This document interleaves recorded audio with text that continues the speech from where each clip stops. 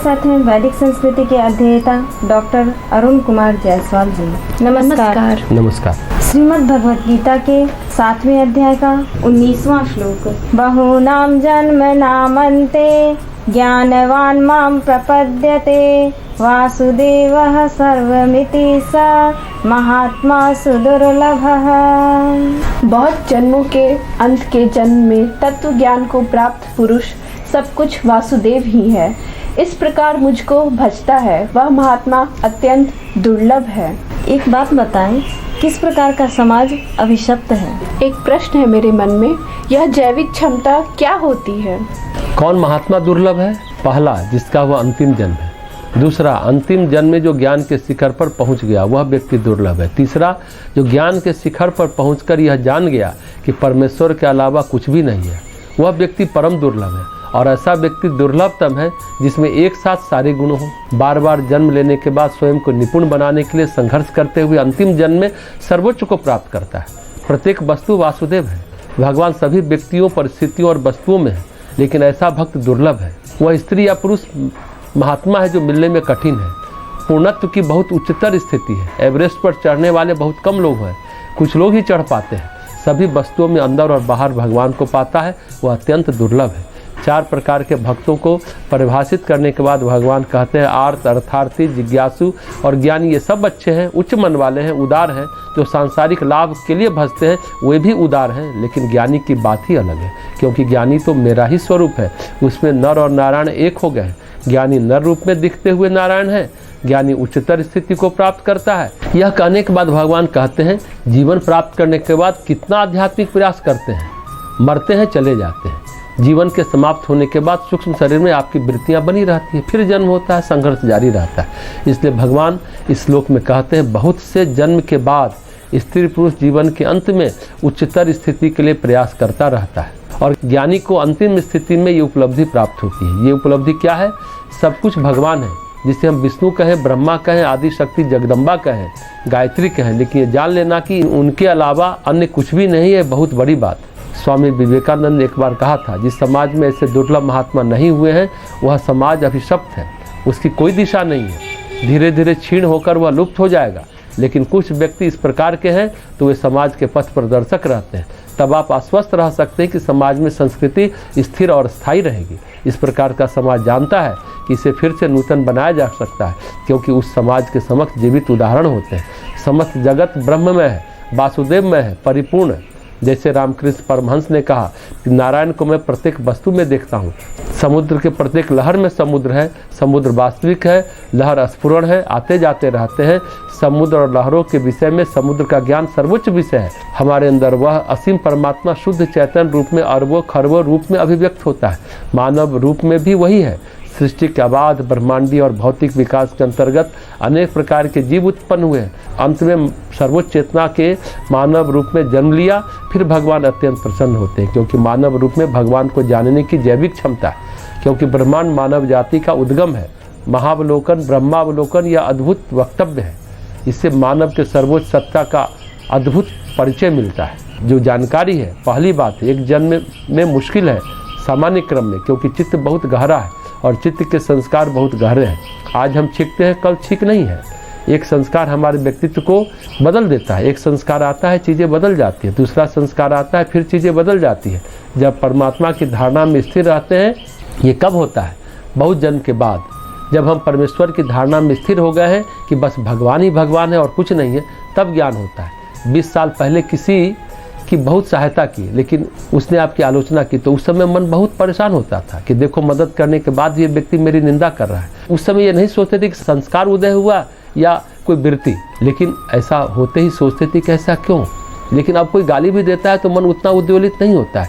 ये जान लेना कि समुद्र से उठी लहरें हैं और लहर का जब तक अस्तित्व है तब तक वह व्यक्ति वैसा ही करेगा। सतरजतम जब जो उदय हुआ वैसा व्यवहार करेगा। सर्प की प्रकृति है, दूध पिलाओ चाहे अमृत पिलाओ, वह जहर ही देगा। व्यक्ति अपनी प्रकृति के अनुसार आचरण करने को विवश है। हाँ, कुछ अच्छे संस्कार उसे मिल जाए और उस अच्छे संस्कार के कारण उसकी प्रकृति का समन हो जाए, नई प्रकृति विकसित हो जाए, तो यह संभव है। सभी लहरों को देखना, सुनना, सहना और साक्षी होकर निकल जाना। ये कब होता है? जब चित्त में एक भी संस्कार नहीं रहता। तब जब कर्म क्षीण हो जाता है, भगवान क्यों कहते हैं बहुत जन्मों के बाद, क्योंकि जब तक संस्कार है, कर्म है, जीवन की कोई लहर शेष है, तब तक वासुदेव सब जगह है, ऐसा अनुभव नहीं हो पाता।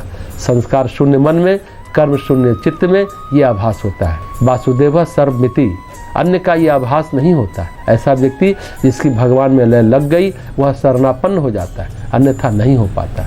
ऐसा महान व्यक्ति भगवान कहते हैं दुर्लभ है, बहुत दुर्लभ है। जब अंतिम जन्म आता है तो पहले देवता, पितर, गंधर्व, यक्ष सभी उसकी परीक्षा लेते हैं, संकट पैदा करते हैं। जब वह संकटों से निकल जाता है, चाहे बुद्ध हो, महावीर हो, पूरी सृष्टि उसके चरणों में झुक जाती है। यही शास्त्र कहते हैं और यही होता भी है। यह सुगम सहज नहीं है। बहुत बड़ा से बड़ा व्यक्ति जैसे गोपीराज कविराज, रामकृष्ण परमहंस के लिए भी लिखा है, बहुत आध्यात्मिकता है, तब भी उनके मन में सूक्ष्म वासना जगती है कि लोग हमें माने, भगवान का अवतार मान जाए, प्रच्छन्न रूप में ही सही, लेकिन ऐसा कहीं ना कहीं सूक्ष्म वासना रह जाती है। प्रज्ञावतार की धारणा क्या है? अपने को परमेश्वर से एकाकार होने के बाद भी लोग हमें कुछ नहीं माने, ऐसी बात कहना बहुत बहुत कठिन है। लोग हमें सब कुछ माने, भगवान माने, ये चाहत सुख में विकसित होती है, लेकिन हमें कुछ नहीं माने, ऐसा बहुत दुर्लभ है। कई बार गुरु खुद नहीं कहता, रामकृष्ण खुद नहीं कहे तो विवेकानंद से कहलवा दिए। कई बार व्यक्ति खुद ही कहता है, लेकिन कोई ऐसा व्यक्ति जो कुछ नहीं कहा वह कुछ नहीं है, ऐसे व्यक्ति को हम जान ही नहीं पाएंगे, संसार उनको जान ही नहीं पाएगा। लेकिन ऐसे व्यक्ति है महर्षि अरविंद, इस कोटि में नहीं, कहीं ना कहीं माता जी उनके बारे में कहीं कि श्री अरविंद अवतार है। रमण महर्षि को थोड़ा माना जा सकता है, इस बारे में उन्होंने कुछ नहीं कहा, लोगों ने उनको भगवान कहा, लेकिन उन्होंने उसका समर्थन एक स्वर में भी नहीं किया। वेद मूर्ति तपोनिष्ठ पंडित श्री राम शर्मा आचार्य को प्रज्ञावतार कह दिया। महर्षि रमन अपने काल के श्रेष्ठतम और मुक्त आत्मा थे। दूसरी बात, उन्होंने न लिखकर न बोलकर ही कोई माया फैलाई, न तो लिखा न तो बोला, ये बात है। बुद्ध और महावीर के बारे में ज़्यादा तो नहीं कहा जा सकता, लेकिन शिष्यों ने यही किया। खुद उन्होंने क्या किया वह तो परमेश्वर जाने, लेकिन कुछ लोग तो वैसे हुए होंगे तभी भगवान कहते हैं। ऐसे लोग बहुत दुर्लभ हैं, और एक व्यक्ति हुए सुखदेव, ऐसे महात्मा लोग हुए हैं। श्रीमद् भगवद गीता के 7वें अध्याय का 20वां श्लोक। कामस्तस्तैर्हृतज्ञानाः प्रपद्यन्तेऽन्यदेवताः तं तं नियममास्थाय प्रकृत्या नियताः स्वया। उन भोगों की कामना द्वारा जिनका ज्ञान हरा जा चुका है, वे लोग अपने स्वभाव से प्रेरित होकर उस नियम को धारण करके अन्य देवताओं को भजते हैं, अर्थात पूजते हैं। इच्छाओं और डर के कारण मनुष्य क्या क्या करता है, साथ ही यह भी बतलाएं कि विविध देवी देवताओं को पूजना गलत है क्या। एक बात बताएं, परमात्मा का भजन करने वाले हर व्यक्ति को प्रहलाद बनना ही पड़ता है क्या? लोग अपनी प्रकृति के कारण भटक जाते हैं, स्वयं के बारे में ज्ञान अवरुद्ध हो जाता है। जब लालसाएं होती हैं कि कुछ मिल जाए तो लालसा तन मन पर छा जाती है, फिर अपनी गरिमा, अपना विवेक समाप्त हो जाता है। फिर अपनी लालसा, अपनी इच्छा को संतुष्ट करने के लिए, मन की अभिलाषा के लिए वे लोग देवता को पूजते हैं। ये देवता से हमें प्राप्त करना है, वे हमें दे देंगे, ऐसा कहते रहते हैं। देवता सिर्फ सूक्ष्म में ही नहीं, स्थूल में भी है। शनि भी देवता है, मठाधीश भी देवता है। मकान चाहिए, दुकान चाहिए, पीछे पीछे घूमो या फिर डर के कारण घूमो। सामान्य कर्म में लोग लोभ या भय के कारण चिंतित रहते हैं। अनेक पौराणिक देवी देवताओं में से धर्म बना लेते हैं। विशेष देवी देवता को अपने काम, अपनी इच्छा के वशीभूत होकर भजते हैं। इन लालसाओं के कारण, इन कामनाओं के कारण ज्ञान अपहृत हो जाता है, दूर हो जाता है, चला जाता है। इसलिए अन्य देवी देवताओं को भजते हैं। अगर इच्छा और डर नहीं हो तो कहीं भटकने की आवश्यकता नहीं है। हृदय इच्छाओं से भरा हुआ है। कोई भी कर्म चाहे कितना भी बड़ा क्यों न हो, उसका सुनिश्चित परिणाम तो होगा, लेकिन सीमित परिणाम होगा। हमारे पास देवी देवताओं की विस्तृत सूची है, पूजा भी होती है, विधान भी अलग है, तो बहुत सारे विधान हैं। कर्मकांड के विस्तार का कोई अंत नहीं है। लड़का पाना है, ये विधान करो, ये पाना है तो वो विधान करो, लड़की की शादी करनी है तो वो विधान करो। तो भांति भांति का अनुष्ठान है, लेकिन ये ज्ञान नहीं है। हम देवताओं का जो आधार है उससे अलग कर लेते हैं, क्योंकि इच्छा भरी हुई है। परमेश्वर अगर समुद्र है तो उसमें लहरों के अलावा कुछ नहीं है। विवेक के अभाव में ये समझ नहीं पाते कि परमात्मा में सब कुछ समाहित है। सर्वदेवी मयम जगत, भगवती में, जगदम्बा में सारे देवी देवता समाये हुए हैं। ये बात समझ में नहीं आती। ये देवतागण, उनके विभिन्न नाम रूप है, केवल विवेक ही ये सत्य प्रदान करता है और विवेक को नष्ट करती है लालसाएं। फिर भटकता रहता है, कोई देवता कुछ दे देगा। कुछ लोग लालसा से नहीं, भय से भरे होते हैं। मई खराब है तो अक्टूबर खराब है, ये समस्या है। बहुत कम लोग सच्चा धर्म खोजते हैं जिसमें आध्यात्मिक वृत्ति हो। फिर उसका विकास हो। भगवान श्री कृष्ण एक बात कहते हैं, तुम्हें संसार चाहिए तो कोई बात नहीं, तुम परेशान ना हो, तुम मुझसे ही मांग लो, इतने जगह भटकने की जरूरत नहीं है। इसलिए जो देवी देवता से हटकर भजते हैं उनको भगवान कहते हैं विशाल हृदय, जो देवी देवता को भजते हैं उनको कहते हैं क्षुद्र हृदय। रामकृष्ण मिशन में एक स्वामी जी हुए हैं माधवानंद, उन्होंने बृहदारण्यक उपनिषद की टीका लिखी। क्योंकि आप आत्मा है, स्वयं को आत्मा के रूप में अनुभव करते हैं, तो देवगण और उनकी शक्तियाँ आपका क्या कर सकती हैं? क्योंकि ब्रह्म और उसके ज्ञान में महान और दुर्बल मनुष्यों में कोई अंतर नहीं है। मनुष्य देवताओं के लिए पशु की भांति है। देवता कभी नहीं चाहते कोई परमात्मा का यजन करे, देवता मनुष्य को पशु की भांति मानते हैं। इस उपनिषद में कहा गया है, एक ग्वाले के पास 100 पशु हैं, वह सुखी और संतुष्ट है। एक बाघ आता है, एक पशु ले जाता है, फिर ग्वाला दुखी हो जाता है क्योंकि उसकी संपत्ति की हानि हुई। देवताओं के लिए हम भी पशु हैं, एक कम हो जाए तो दुखी हो जाएगा। उपनिषद की यह बात बहुत महत्वपूर्ण है, पशु देहम स देवाना। इसलिए वे चाहते ही नहीं कि कोई भाग जाए। कोई ब्रह्म ज्ञान आत्मज्ञान की चर्चा करता है, चाहे वह किसी गुरु का आश्रम हो, बस गुरुजी करता रहता है, गुरुजी सब कर देंगे और तुम तो पशु की तरह हो, है ना मजे की बात। लेकिन आप देवताओं के पशु क्यों बने रहना चाहते हैं? क्या अपना सत्य प्रकृति में असीम नहीं है, जिसमें से ब्रह्मांड आए हैं? फिर उसे जानने का प्रयत्न क्यों नहीं करते हैं? यदि उसे जानना चाहें तो देवतागण मार्ग में बाधाएं उत्पन्न कर सकते हैं। वे नहीं चाहते कि वे उनके नियंत्रण से मुक्त हो जाएं। उपनिषद और शंकराचार्य के टीका की भाषा देखिए, दोनों ही मनुष्य के स्वतंत्र अस्तित्व की बात करते हैं। शंकराचार्य महाभारत के श्लोक की पंक्ति कहते हैं, देवतागण यह नहीं चाहती कि मनुष्य उनके ऊपर रहे, ये सामंतवादी व्यवहार है उनका।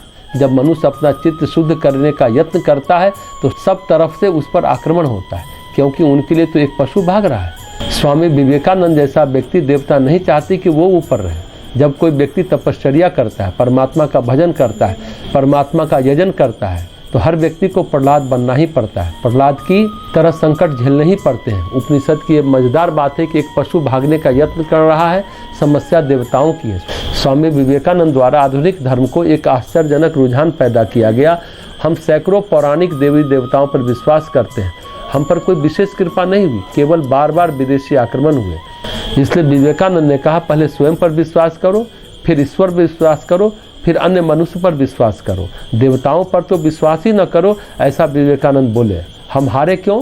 क्योंकि हमारे अंदर अपने पर विश्वास नहीं था, इसलिए ही ये सब कष्ट आए। ये वेदांत विचार हमारे लोगों को पहली बार मिल रहा है। अपने ऊपर श्रद्धा, मैं कर सकता हूँ का दृष्टिकोण, मेरे अंदर आध्यात्मिक ऊर्जा है, भगवान की कृपा मेरे ऊपर बरस रही, ये नया दृष्टिकोण है। उन्होंने साफ कहा कि पुराना धर्म कहता है वह नास्तिक है जो ईश्वर पर विश्वास नहीं करता, नया धर्म कहता है वह नास्तिक है जो स्वयं पर विश्वास नहीं करता। पहले स्वयं पर विश्वास कीजिए, तभी ईश्वर विश्वास। इसलिए भगवान कहते हैं, लालसाओं के चंगुल से मुक्त हो जाओ और तब मेरा यजन करो, मैं तुमसे अलग नहीं हुआ। अपनी झलक अपनी आत्मा में ही मेरी झलक देखो। लेकिन जब तक लालसाएं हैं तब तक यह संभव नहीं है।